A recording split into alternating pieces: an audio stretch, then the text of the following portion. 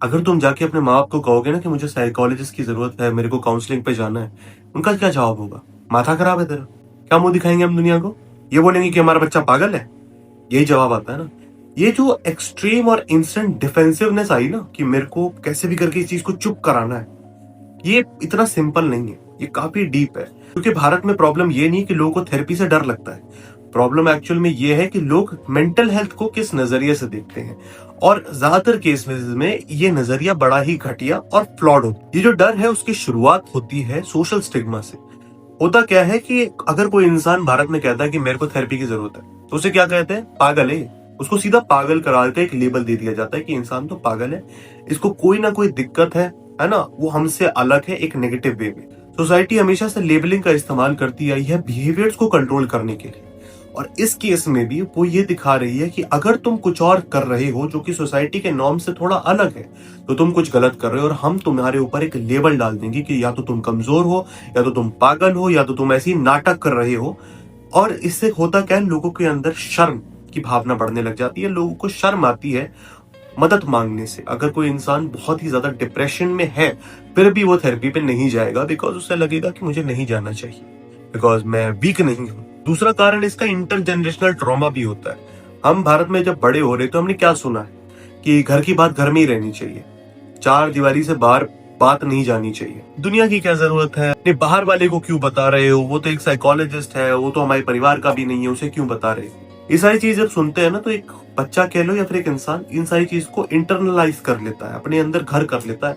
उसको ऐसा लगता है कि मैं अगर थेरेपी पे जा रहा हूं तो मैं अपने फैमिली के अगेंस्ट कुछ कर रहा हूं, मैं अपनी फैमिली को बिट्रे कर रहा हूं, उनकी लॉयल्टी को बिट्रे कर रहा हूं। ऐसा भावना इसलिए आ रहा होता है क्योंकि उन्हें लग रहा होता है कि कुछ तो गलत है, मेरी फैमिली कुछ कह रही है और ये जो साइकोलॉजिस्ट है ये कुछ कह रहा है, ये कुछ डिफरेंट बता रहा है जो मेरी फैमिली ने मुझे कंडीशन किया है। इसलिए मैंने वर्ड यूज किया intergenerational conditioning. Generation by generation condition करा गया है कि आप इस वे में सोचिए, क्योंकि कंडीशन करते करते करते करते लोगों का इमोशनल सप्रेशन भी हो रखा है। भारत एक कलेक्टिविस्ट कल्चर है जहाँ पे फैमिली को बहुत ज्यादा तवज्जो दी जाती है, इंपॉर्टेंस दी जाती है, सबका साथ सबका विकास। भारत का जो कल्चर है टॉलरेंस को बहुत प्रमोट करता है, जो कि एक अच्छी बात है। उसके अलावा एडजस्टमेंट को प्रमोट कर रहा होता है, चुप रहने को प्रमोट करता है, ड्यूटी निभाने को प्रमोट करता है। इसमें से कुछ कुछ चीजें बहुत अच्छी हैं, लेकिन कुछ कुछ चीजों का एक गलत संदर्भ में भी हमें प्रॉब्लम हो सकती है। भारत में हुआ क्या कि इमोशनल एक्सप्रेशन को काफी इमेच्योर माना जाने लगा। अगर कोई लड़का है वो अपनी इमोशंस के ऊपर बात कर रहा है तो उसे क्या बोलते हैं? यार बच्चा है क्या, लड़की है क्या। और अगर कोई लड़की बात कर रही है अपनी इमोशंस के ऊपर, कहते हैं यार जब देखो रोती रहती है, बच्ची है क्या। सो ऐसा नहीं कि सिर्फ एक पर्टिकुलर जेंडर को एक दिक्कत आ रही है।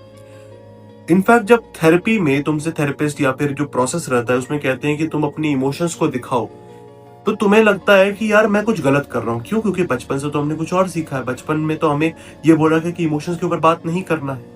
और जब यहाँ पे थेरेपिस्ट कह रहा है कि अपने इमोशंस को दिखाओ, तो कैसे दिखाएंगे? सालों साल की जो कंडीशनिंग है वो कैसे होगी? एक दिन में तो नहीं हुआ, लेकिन एक दिन जरूर होगा। साइको एनालिसिस की तरफ से हम देखें ना, तो एक और चीज होता है, कुछ लोग ऐसे रहते हैं जिनको डर लगता है कि कोई मुझे पूरी तरीके से जान न ले, the fear of being truly seen का। इस कारण से वो अपने डिफेंसेस को कभी ड्रॉप नहीं करते। मतलब उन्हें डर लगता है कि कहीं गलती से मेरे जो एक रियलिटी है, मेरी जो रियल सेल्फ है, वो किसी को नजर ना आ जाए। वो अपने जो चोट लगी हुई है उनको बचपन में, उनको जो चोटें लगी है, किसी ने कुछ कह दिया, उन्होंने कुछ काफी सारी बुरी चीजें सही है, वो उसको कन्फ्रंट नहीं करते। अपने जो चाइल्डहुड के पैटर्न्स हैं, चाहे वो बिहेवियरल पैटर्न हो, साइकोलॉजिकल पैटर्न हो, वो उसको भी फेस नहीं करते। इसीलिए होता है कि हम में से ज्यादातर लोग थेरेपी से इसलिए डरते हैं क्योंकि जो इंट्रोस्पेक्शन है, अपने बारे में सोचना है, अपने आप को देखना है, वो किसी इंसान की जो फॉल्स सेल्फ है उसको थ्रेटन करता है।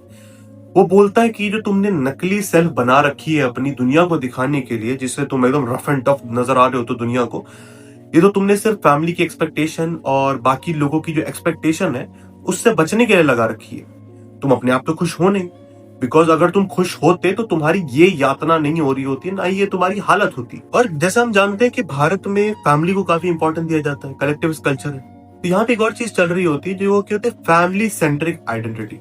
लोग अपनी आइडेंटिटी को अपनी फैमिली की आइडेंटिटी से बना लेते हैं। मतलब वो सोचते हैं कि मैं जो हूं मैं वो हूं जो मेरी फैमिली मुझे चाहती है कि मैं बनूं, या फिर मैं वो हूं जो मेरी फैमिली मुझे बताती है मुझे होना चाहिए। पर जब वो इंसान थेरेपी पे जाता है या फिर इंट्रोस्पेक्शन करता है, अपने ऊपर ध्यान देता है, तब उसे समझ आता है कि मैं वो हूं जो मैं अपने अंदर देख सकता हूं, मैं वो हूं जो मैं अपने आप को बताता हूं। ये जो डिफरेंस आया है ना थॉट का, एक तरफ आप दूसरे की बातों के ऊपर रिलाई कर रहे हो और एक तरफ आप अपने अंदर झांक रहे हो, ये एक कॉन्फ्लिक्ट ले आता है कई बार, क्योंकि एक तरफ तो कुछ और है और एक तरफ कुछ और है, कॉन्ट्रास्टिंग बिलीफ है, इंटरनल कॉन्फ्लिक्ट शुरू हो जाता है। इस चक्कर में लोगों को जो थेरेपी रहती है काफी सेल्फिश लगती है, रिबेलियस लगती है कि हम अपने परिवार के अगेंस्ट कुछ कर रहे हैं, हम अपने परिवार को कॉल आउट कर रहे हैं, उन्हें ब्लेम कर रहे हैं। बट एक्चुअल में नेचर वैसा है नहीं ब्लेम करने का। और ये जो थॉट है कि उन्हें ब्लेम करने का, इसका एक और कारण होता है, वो है लैक ऑफ साइकोलॉजिकल लिटरेसी। लोग नॉर्मली उतने पढ़े लिखे नहीं है, हम कहां से उनसे एक्सपेक्ट करें कि वो इमोशंस महसूस कर सकते हैं। मेरे जो प्रोफेसर है उन्होंने एक चीज कही थी कि भारत में सिर्फ 10% लोग हैं जो कि इमोशंस को ढंग से देख पाते हैं, महसूस कर पाते हैं और बता पाते हैं।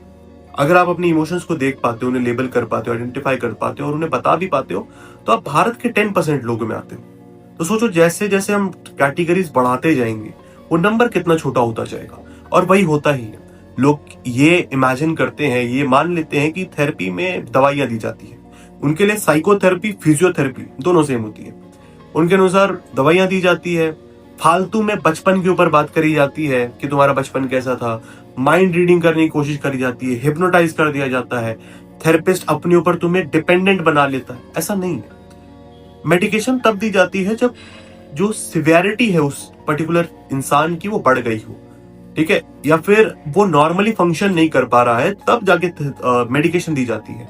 वो भी या तो एक क्लिनिकल साइकोलॉजिस्ट देगा या फिर एक साइकियाट्रिस्ट देगा। और जो बचपन के बारे में बात करना है कि ये फालतू में बात करते हैं, पागल नहीं है थेरेपिस्ट। उसे कोई शौक नहीं चढ़ा कि तुम्हारे बचपन के बारे में बात करेगा। द रीजन इज तुम्हारा बचपन बहुत कुछ बताता है तुम्हारे बारे में। वो तुम्हारे जो पैटर्न्स हैं, अटैचमेंट स्टाइल कह लो, तुम्हारे थॉट पैटर्न्स हैं, तुम्हारा जो तुमने जो ट्रॉमा देखा है उसने तुम्हारी बॉडी पे, तुम्हारे साइकोलॉजी पे या फिर साइकोलॉजी पे कितना ज्यादा इफेक्ट करा है, वो सारी चीजों को देखने के लिए हम तुम्हारे बचपन को एनालाइज करा जाता है। माइंड रीडिंग नाम की कोई चीज एग्जिस्ट नहीं करती है। तो गधे लोग हैं जो मान लेते हैं वही, क्योंकि साइकोलॉजिकल लिटरेसी कम है।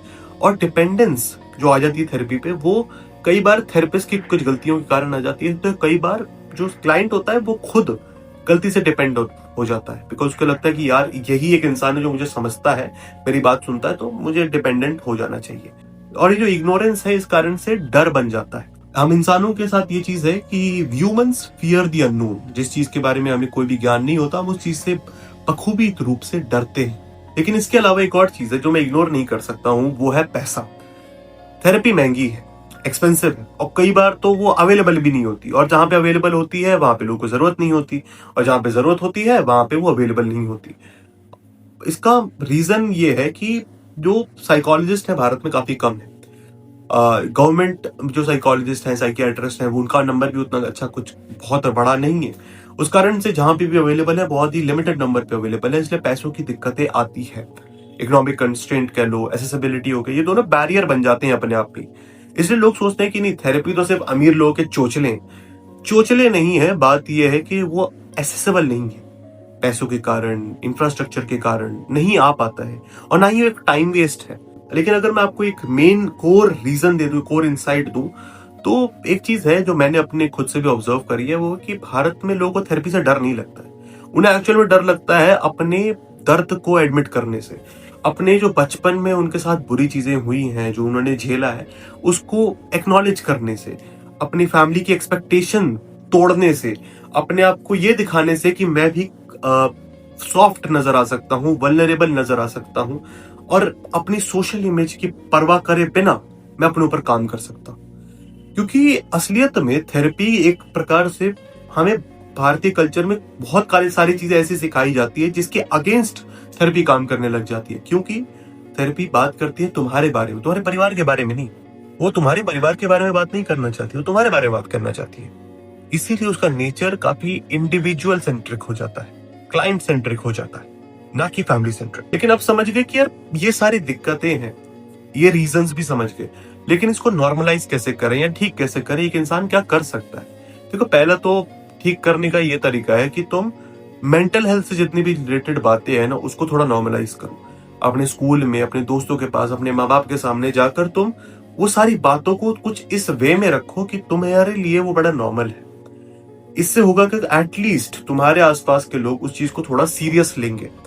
और अगर इन फ्यूचर खुदा ना खास्ता तुम्हें अगर कोई ऐसी दिक्कत होती है, तो लोग तुम्हारा सपोर्ट करेंगे, बिकॉज तुम्हारा एक्सटर्नल सपोर्ट, जो पॉजिटिव रिगार्ड वाला सपोर्ट रहता है, अनकंडीशनल सपोर्ट, वो बहुत स्ट्रांग होना चाहिए। तुम्हारी मेंटल हेल्थ के लिए बहुत अच्छी बात है। उसके अलावा तुम्हें थेरेपी को ना एक इस तरीके से देखना चाहिए कि ये एक स्ट्रेंथ की चीज है, ना कि तुम्हारी कमजोरी की। क्योंकि थेरेपी तुम्हारी स्किल को इंप्रूव करके देती है, तुम्हारी इमोशनल अवेयरनेस बढ़ाती है, तुम्हारी सेल्फ अवेयरनेस बढ़ाती है, तुम्हारी सेल्फ एस्टीम बढ़ाती है, सेल्फ एफिकेसी बढ़ाती है, तुम्हारी रिलेशनशिप बेटर करती है। ये सिर्फ पागलों का इलाज के लिए नहीं होती। पागलों के इलाज के लिए अलग चीज होती है, जिसके ऊपर हम किसी और दिन बात करेंगे।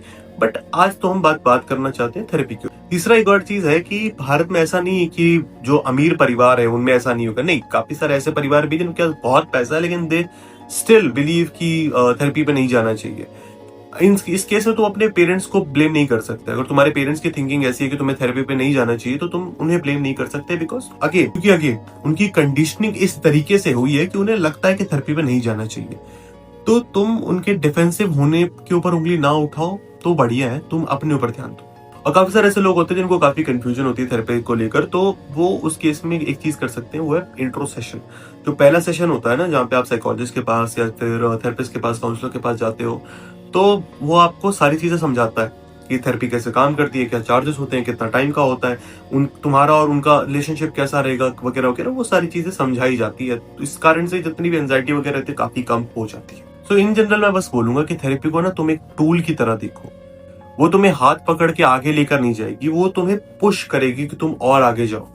काफी सारे लोग ये सोच रहे होते हैं, मैं थेरेपी पे चला गया, मेरी चीज कंडीशन ठीक नहीं हुई। सवाल ये आता है कि क्या तुम खुद ठीक होना चाहते थे या नहीं चाहते थे? क्या पता तुम एक रिलक्टेंट क्लाइंट थे, थेरेपिस्ट तुम्हारे साथ ढंग से काम ही नहीं कर पा रहा है। थेरेपिस्ट कह रहे तुम ये करो वो करो, तुम कह रहे हो मुझे कुछ नहीं करना, है ना? तो काफी सारे लोगों के साथ ऐसा होता है। एंड इसलिए मैटर करता है कि तुम्हारी खुद का एटीट्यूड उस चीज को लेकर कैसा है। क्या तुम उस चीज को लेकर पॉजिटिव वे में सोचते हो कि तुम चाहते हो कि मेरी कंडीशन इंप्रूव हो, ओवरऑल मेरे आसपास के लोग खुश रहे, मैं खुद खुश रहूं, या फिर तुम ये चाहते हो कि जैसे लोग मेरे को अटेंशन देते जा रहे हैं, मैं आज भी अटेंशन खाता रहता हूँ, आज पहले भी खा रहा था, सब जैसा चल रहा है वैसे चलने देते हैं। सो आज की वीडियो के लिए बस इतना ही। मैं मिलता हूँ किसी और दिन। मैं हूं प्रभात, मैं साइकोलॉजी स्टूडेंट। Bye bye.